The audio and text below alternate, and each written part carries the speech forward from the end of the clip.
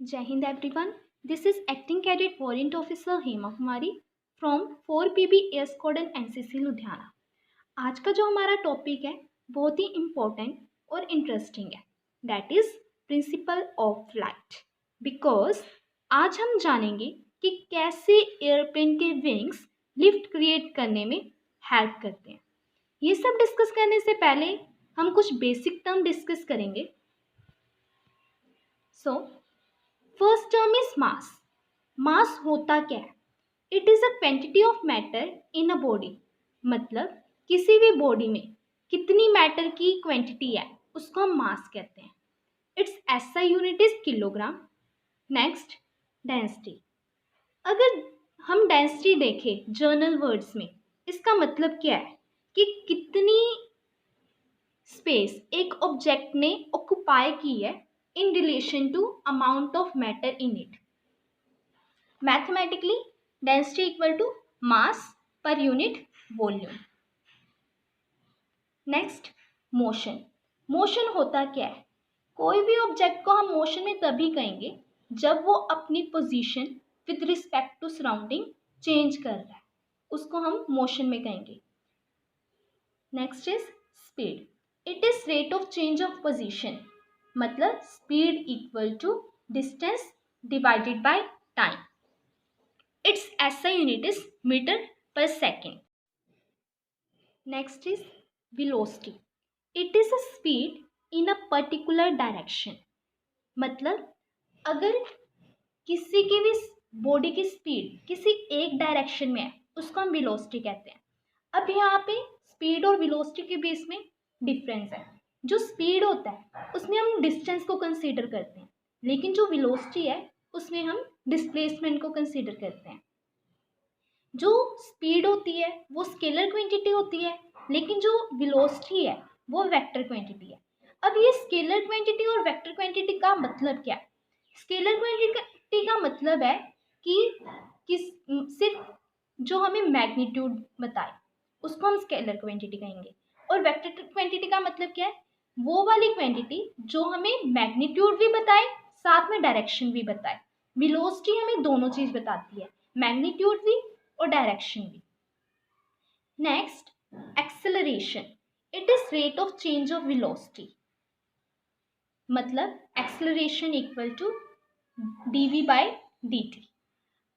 Normal words में देखें तो फिर एक्सेलरेशन का दूसरा फॉर्मूला है force divided by mass. Now momentum. It is quantity of motion possessed by a body. Normal words में देखें, momentum is like a power. It's not a power, it's like a power. मतलब कि किसी भी body में कितनी power है कि वो अपना मोशन जो है कंटिन्यू कर सके, उसका हम मोमेंटम कहते हैं। मोमेंटम को हम p से डिनोट करते हैं, p equal to m into v, where m denotes the mass and v denotes the velocity. Now Newton's first law of motion. This law is also known as law of inertia. According to this law, a body will continue to be in a state of rest or of uniform motion in a straight line unless acted upon by an external force. मतलब कोई भी body rest में रहेगी या तो फिर uniform motion में ही रहेगी जब तक हम उसमें एक्सटर्नल फोर्स अप्लाई नहीं करते। मान लो टेबल में एक बुक पड़ी है, अगर हमें उसकी पोजीशन चेंज करनी है तो फिर हमें कुछ एक्सटर्नल फोर्स अप्लाई करनी पड़ेगी, वो खुद से नहीं अपनी पोजीशन चेंज कर सकती। अब ये एयरप्लेन के मोशन में कैसे हेल्प करती है ये हम बाद में डिस्कस करेंगे। Next, Newton second law of motion. According to this law, the rate of change of momentum of a body is directly proportional to the applied force. मतलब F equal to dp by dt, where p is momentum. We know p equal to mass multiply velocity. So taking m constant, this implies F equal to mass into acceleration, because we know acceleration equal to dv by dt. इसका मतलब क्या है? ये relation से हमें ये पता लगा कि जितनी ज़्यादा हम फोर्स अप्लाई करेंगे उतनी ज़्यादा एक्सेलरेशन प्रोड्यूस होएगी। मतलब जितनी ज़्यादा थ्रस्ट होएगी उतनी ज़्यादा एक्सेलरेशन प्रोड्यूस होएगी। Now Newton's third law of motion. According to this law, to every action there is equal and opposite reaction. This law is very important. Next, weight. Weight is force exerted by the earth towards its center on all objects on its surface is called weight. Its formula is F equal to mass into acceleration due to gravity. Now, here is the difference between mass and weight. Weight is just an attraction and mass is quantity of matter in a body. Next, work. A force is said to do work on a body when it moves the body in the direction in which the force is acting, or work equal to force into distance. मतलब अगर हम किसी भी body में force apply कर रहे हैं और वो जिस डायरेक्शन में फोर्स अप्लाई की है उस डायरेक्शन में ही डिस्प्लेस हो, उसको हम वर्क कहेंगे. Next, power. Power equal to work upon time. Its SI unit is watt. Next, energy. It may be defined as ability to do work. Its SI unit is joule. Law of conservation of energy. It states that energy can neither be created nor be destroyed. मतलब sum of energy in universe is constant. Movement of force. It's basically turning tendency of force about a turning point. Its formula is force multiply perpendicular distance. Next, couple. It consists of two equal and opposite and parallel forces not acting through the same point. Equilibrium. A body is said to be in equilibrium when algebraic sum of all the forces acting on body is 0 or clockwise movement is equal to anti-clockwise movement. Next, center of gravity. The point through which the weight of an aircraft acts is called center of gravity. Next, kinetic energy. The energy possessed by a body because of its motion is known as kinetic energy. Its SI unit is joule and its formula is half mv square, where m denotes the mass and v denotes the velocity. Now, here are some glossary terms which are required to understand the principle of flight. So, first term is aerofoil. A body designed to produce more lift than drag is known as aerofoil. Basically, this shape represents the cross-sectional area of a wing. This is designed to produce more lift than drag. Next, chord line. It is a line joining the center of curvature of leading and trailing edge of an aerofoil section. Let's consider an aerofoil. This end is called leading edge. Well, this end is called trailing edge. The line joining the center of curvature of both this end is known as chord line. Next, chord length. It is length of chord line intercepted between the leading and trailing edge. मतलब ये जो aerofoil है, aerofoil की chord line की length को हम chord length कहते हैं. Next, angle of attack. It is the angle between the chord line and the relative air flow. मतलब एरोफॉइल की chord लाइन और जो relative air flow है उसके बीच में जो एंगल बन रहा है उसे हम एंगल ऑफ अटैक कहते हैं. Now we have label diagram of an aerofoil. This end is called leading edge and this end is called trailing edge. और यहाँ जो रेड कलर्ड लाइन शो की है जो दो एंड्स को ज्वाइन कर रही है उसे हम कहते हैं कॉर्ड लाइन. और ये जो ब्लू कलर्ड लाइन है इसे हम कहते हैं कैम्बर लाइन. कैम्बर लाइन और कॉर्ड लाइन में यही डिफरेंस है कि जो कैम्बर लाइन है एरोफॉइल के दो इक्वल पार्ट्स में डिवाइड करती है. मतलब सेंटर से पास करती है, लेकिन जो कॉर्ड लाइन है वो इन दो एंड्स को ज्वाइन करती है। और ये जो कॉर्ड लाइन है और ये जो रिलेटिव एयर फ्लो है, इसके बीच में जो एंगल बन रहा है इसे हम कहते हैं angle of attack. Angle of incidence.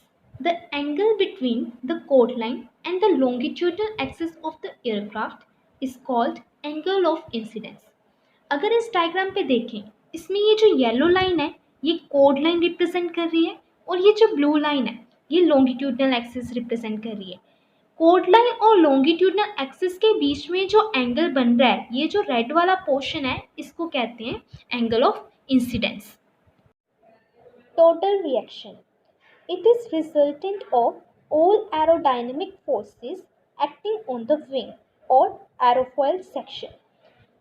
ये वो वाली फोर्स है जो टोटल प्रेशर को रिप्रेजेंट करती है and it acts through centre of pressure.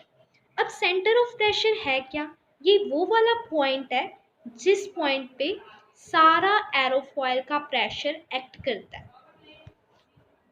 अब ये जो रिजल्टेंट फोर्स है, रिजल्टेंट फोर्स को दो कंपोनेंट्स में रिजॉल्व करते हैं, हॉरिजॉन्टल कंपोनेंट और वर्टिकल कंपोनेंट। जो horizontal component of resultant force होएगा उसको हम कहते हैं ड्रैग। जो vertical component of resultant force है उसको हम कहते हैं lift. The vertical component of the total reaction resolved at the right angle to the relative air flow. जैसे कि हमने पीछे देखा ही था, जो लिफ्ट है, लिफ्ट जो है वर्टिकल कंपोनेंट थी और वो किसके परपेंडिकुलर थी? रिलेटिव एयर फ्लो की। और drag the horizontal component of the total reaction acting along the direction of the relative air flow. और जो ड्रैग थी वो रिलेटिव एयर फ्लो के ही डायरेक्शन में थी। Now Bernoulli's principle. It states that for an inviscid flow, an increase in speed of fluid occurs simultaneously with a decrease in pressure. मतलब किसी भी फ्लोइंग लिक्विड की जैसे जैसे वेलोसिटी इंक्रीज होएगी वैसे वैसे उसका प्रेशर डिक्रीज होता जाएगा।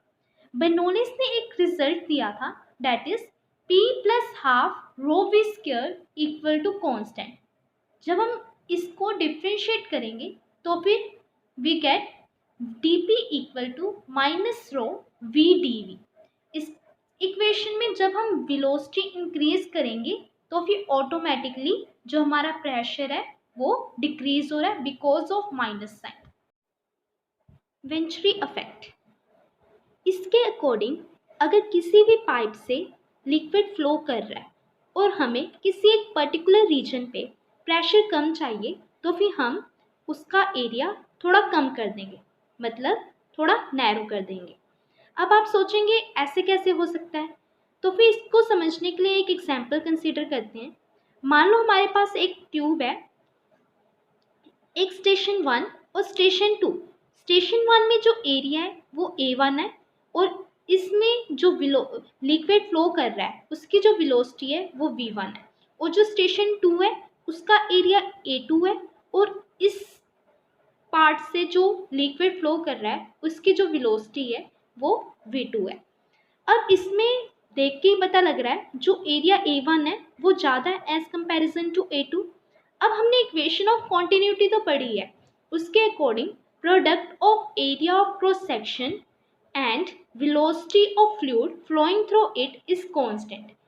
अगर हम इस इक्वेशन को अप्लाई करें यहाँ तो फिर इसके according A1 V1 equal to A2 V2। अगर A1 V1 को इक्वल होना है A2 V2 के लिए तो फिर V2 को ज़्यादा होना पड़ेगा। क्यों? क्योंकि A2 क्या है? कम है एज कंपैरिजन टू A1।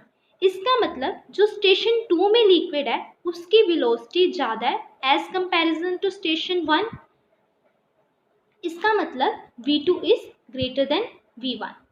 अब लेकिन इसमें तो हमारा एरिया और वेलोसिटी का रिलेशन आया, मतलब जहाँ पे एरिया कम है वहाँ पे वेलोसिटी ज़्यादा है और जहाँ पे एरिया ज़्यादा है वहाँ पे वेलोसिटी कम है, मतलब एरिया और जो वेलोसिटी है इनवर्स रिलेशन में है। अब हम इसको बर्नौलीज के साथ कनेक्ट करते हैं। बर्नौलीज के अकॉर्डिंग जहाँ पे वेलोसिटी ज़्यादा होएगी वहाँ पे प्रेशर कम होएगा।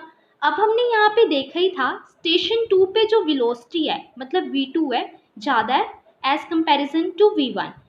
फिर अगर इसमें बर्नौलीस लगाएं, बर्नौलीस के अकॉर्डिंग जो स्टेशन 2 होएगा यहाँ पे लो प्रेशर होएगा और स्टेशन 1 पे हाई प्रेशर होएगा। तो फिर यही हमारा वेंचुरी इफेक्ट है। तो फिर हमने जाना जहाँ पे एरिया कम होएगा वहाँ पे प्रेशर भी कम होगा और जहाँ पे एरिया ज़्यादा होगा वहाँ पे प्रेशर भी ज़्यादा होगा।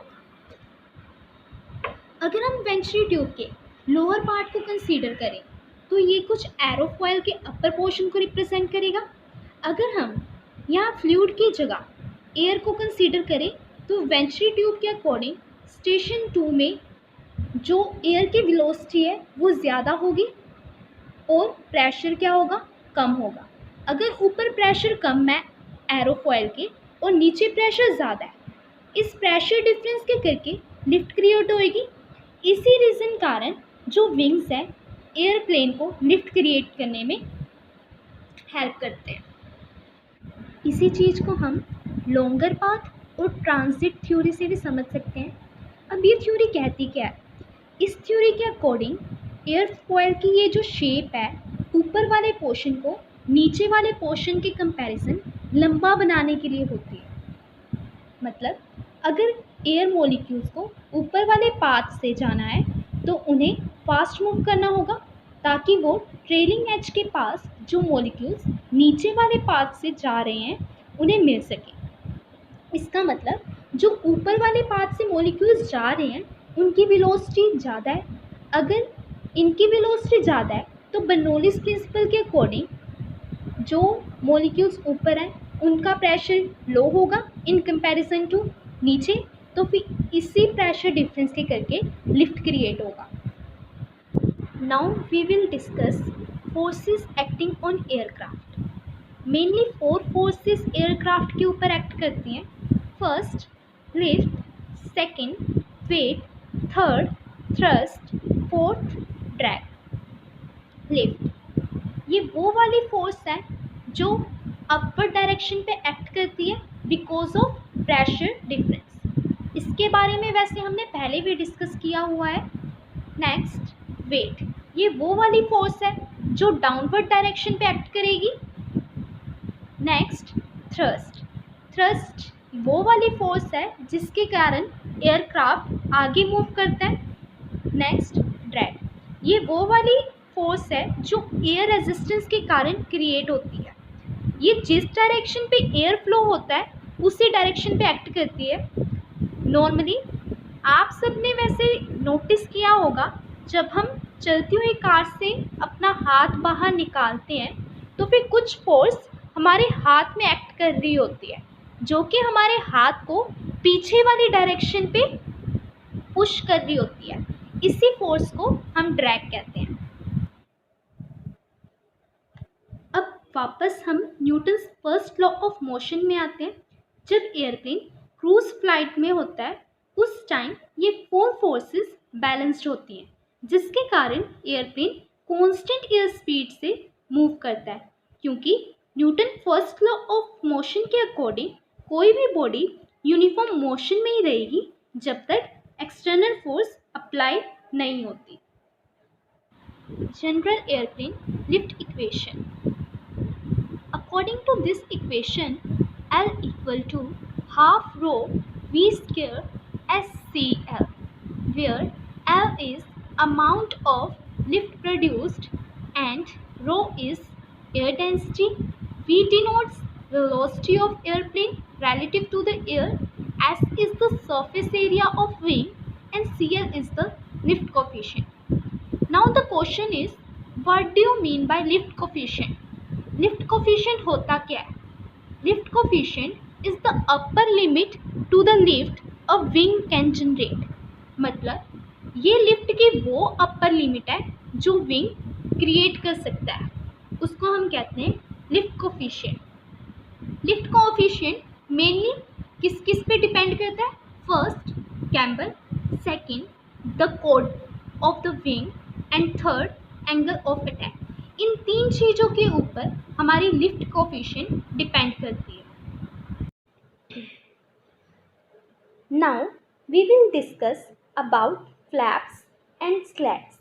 These are parts of wing which are used during takeoff and landing to increase lift and drag. Basically flaps की लोकेशन विंग्स के ट्रेलिंग एज में होती है और स्लैट्स की लोकेशन विंग्स के लीडिंग एज में होती है। एंड फ्लैप्स का यूज़ स्पीड कम करने के लिए होता है, लैंडिंग के time angle of descent increase करने के लिए होता है, टेक ऑफ और लैंडिंग डिस्टेंस कम करने के लिए होता है। अब यहाँ ये जानना बहुत ज़रूरी है फ्लैप्स ये सब करते कैसे हैं। फ्लैप्स लीडिंग और ट्रेलिंग एज के मूवेबल पार्ट्स होते हैं।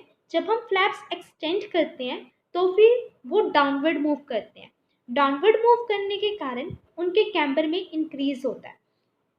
यही इंक्रीज कैम्पर के कारण लिफ्ट कोफिशिएंट इंक्रीज होएगा, क्योंकि हमें पता है हमारा जो लिफ्ट कोफिशिएंट है वो कैम्पर में भी डिपेंड करता है। तो फिर यही इंक्रीज लिफ्ट कोफिशिएंट के कारण ये हमारे एयरक्राफ्ट को स्लोअर स्पीड में रिक्वायर्ड लिफ्ट प्रोवाइड करता है। और हाँ, यहाँ एक पॉइंट और नोटिस करने वाली है, जैसे जैसे कैम्बर इंक्रीज होगा वैसे वैसे विंग ड्रैग भी इंक्रीज होगा। यही इंक्रीज ड्रैग फिर हमें लैंडिंग और अप्रोच टाइम हेल्प करती है, because drag aircraft speed slow कर देता है। फ्लैप्स का एक यूजफुल साइड इफेक्ट ये भी है, फ्लैप्स जब एक्सटेंड होते हैं तो फिर उनका एंगल ऑफ पिच डिक्रीज हो जाता है, जिसके करके जो एयरक्राफ्ट का नोज डाउन मूव करता है और पायलट को बेटर विजिबिलिटी प्रोवाइड करता है रनवे की लैंडिंग के time. Types of flaps. Mainly we have 4 types of flaps. First, plain flap. Second, split flap. Third, slotted flap. And fourth, polar flap. First, plain flap. इस type के जो flaps हैं उनका जो रियर पोर्शन है वो simply downward rotate हो जाता है, और ये वाले जो फ्लैप्स हैं वो limited amount of lift he create कर पाते हैं, इसलिए ये आजकल ज़्यादा यूज़ में नहीं है, क्योंकि इनके एक कंपैरिजन जो बाकी फ्लैप्स की टाइप्स हैं वो ज़्यादा एफिशिएंट है। स्प्लिट फ्लैप, इस टाइप के फ्लैप्स में जो रियर पोर्शन है लोअर सरफेस का वो डाउनवर्ड रोटेट करता है और अपर वाला पोर्शन एज इट इज़ रहता है।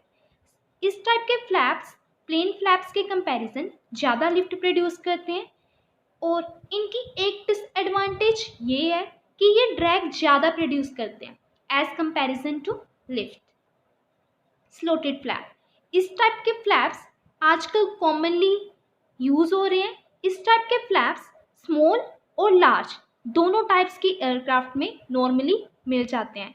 इस टाइप्स की स्पेशलिटी ये है कि ये विंग कैम्बर इंक्रीज कर देता है like other flaps, and secondly when these types of flaps are extended they open a slot between the wing and flap, जिसके कारण जो हाई प्रेशर एयर है विंग के नीचे वो विंग के ऊपर से पास करता है एंड एयर सेपरेशन और डिले कर देता है, जिसके कारण बहुत ज़्यादा लिफ्ट प्रोड्यूस होती है और ड्रैग बहुत कम। नेक्स्ट, फाउलर फ्लैप, ये वो स्प्लिट फ्लैप्स हैं जो डाउनवर्ड रोटेट करने से पहले थोड़ा बैकवर्ड स्लाइड करते हैं। इस टाइप्स के फ्लैप्स विंग कैम्बर के साथ साथ विंग एरिया भी इंक्रीज करते हैं। Next, slats, these are located at leading edge of main wing, और इनका पर्पस लिफ्ट इंक्रीज करने के लिए होता है ड्यूरिंग लो स्पीड ऑपरेशंस, जैसे कि take off, initial climb, approach and landing. Now types of slats. First, fixed slats. Second, automatic slats. Third, powered slats. First, fixed slats. इस टाइप के स्लैट्स को स्लोट्स भी कहा जाता है। इस टाइप के स्लैट्स फिक्स्ड होते हैं अपनी पोजीशन में, ये ऑटोमेटिकली मूव नहीं कर पाते और ना ही पायलट इन्हें कंट्रोल कर सकता है। इस टाइप के slats effectively critical angle of attack increase कर देते हैं, लेकिन इनकी एक प्रॉब्लम है कि ये ड्रैग भी इंक्रीज करते हैं क्रूज फ्लाइट में। Next, automatic slats. Fix slats के ड्रैग प्रॉब्लम को ख़त्म करने के लिए ऑटोमेटिक स्लैट्स यूज़ किए जाते हैं। इनकी वर्किंग कंप्लीटली एयर फ्लो पे डिपेंड करती है। Powered slats, these type of slats are powered by electricity और hydraulic power। इस टाइप के जो स्लैट्स हैं उनको पायलट कंट्रोल करता है और इस टाइप के जो स्लैट्स हैं उनकी जो रिलायबिलिटी है वो हाई है एज कंपेयर टू बाकी दो स्लैट्स के। स्टॉल, एयरक्राफ्ट स्टॉल एक ऐसी एरोडायनेमिक कंडीशन है जिसमें लिफ्ट जो होती है वो सर्टेनली डिक्रीज करने लगती है जब हमारा एयरक्राफ्ट स्टेडी फ्लाइट में होता है, और ऐसा तब होता है जब हमारा aircraft critical angle of attack को एक्सीड कर जाता है। अब क्रिटिकल एंगल ऑफ अटैक क्या होता है? ये वो एंगल ऑफ अटैक है जहाँ पर CL मैक्सिमम मिले, मतलब ये वो एंगल ऑफ अटैक है जहाँ पर हमारा कोफिशिएंट ऑफ लिफ्ट जो होता है वो मैक्सिमम हो जाता है, उसे हम क्रिटिकल एंगल ऑफ अटैक कहते हैं। बेसिकली स्टॉल की कंडीशन जो होती है वो लो एयर स्पीड में होती है।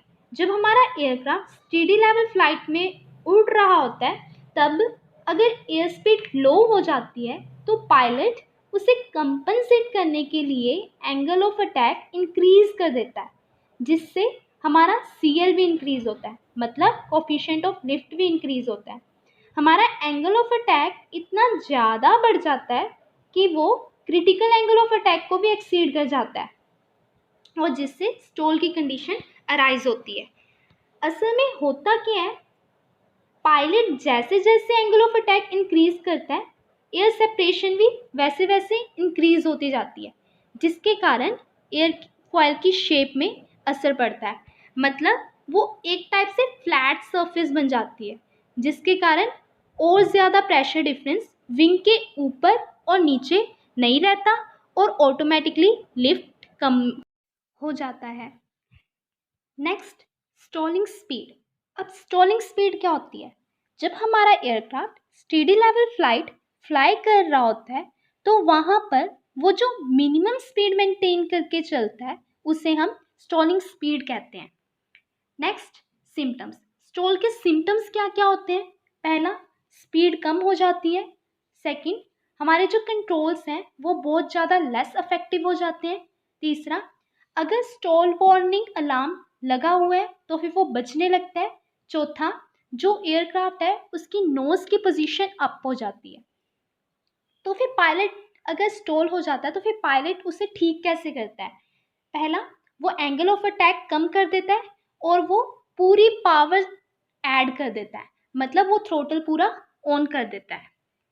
प्रोपेलर, ये इंजन की हेल्प से शाफ्ट पावर को थ्रस्ट में चेंज कर देता है, जिसके कारण एयरप्लेन आगे मूव करता है। अब शाफ्ट पावर क्या होती है?